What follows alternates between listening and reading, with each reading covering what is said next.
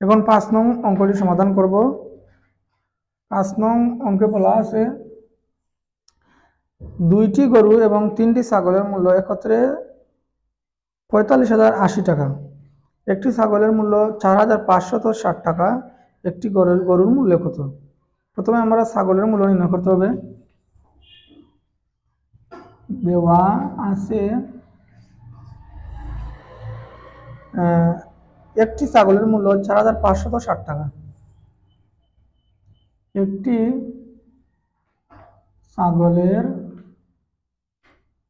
মূল্য 4,560 টাকা। ছাগল কয়টি? 3টি ছাগল। সুতরাং 3টি ছাগলের মূল্য, একটি ছাগলের মূল্য ছিল 4,560 টাকা, আর 3টি ছাগলের মূল্য বাড়বে না? 3,560 টাকা বেশি হবে না, তাই আমরা 3 দিয়ে গুণ করব। 3 0 0, 3 6 8 8 তোমার 1, 3 5 15 আর 1 0 6 তোমার 1, 3 4 12 আর 1 13, 13,480 টাকা। তো দুইটি গরু এবং 3টি ছাগলের মূল্য দেওয়া ছিল 45,080 টাকা এবং দেওয়া আছে দুইটি গরু এবং 3টি ছাগলের মূল্য, দুইটি গরু 3টি ছাগলের মূল্য একত্রে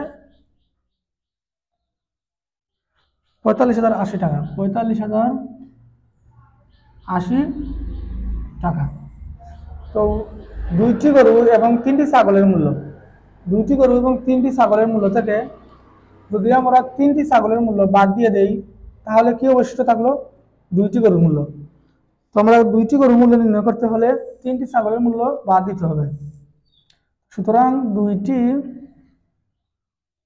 গরুর মূল্য সমান, তো দুইটি গরু এবং 3টি ছাগলের মূল্য একত্রে ছিল 45,080 টাকা।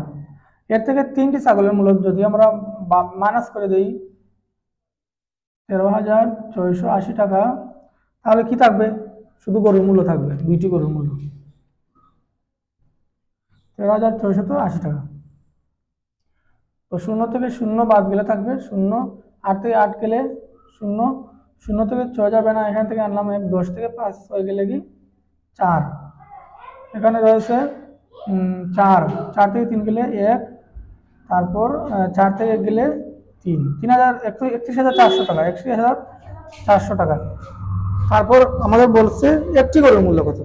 আমরা যখন নির্ণয় করেছি দুইটি গরুর মূল্য, তো একটি গরুর মূল্য নির্ণয় করতে হবে। সুতরাং একটি গরুর মূল্য সমান 31,400 টাকাকে, দুইটি গরুর মূল্য ছিল 31,400, আর একটি গরুর মূল্য নির্ণয় করতে হলে কি করতে হবে? 2 দিয়ে ভাগ করতে হবে। 31,400কে 2 দিয়ে ভাগ করলে কত হবে?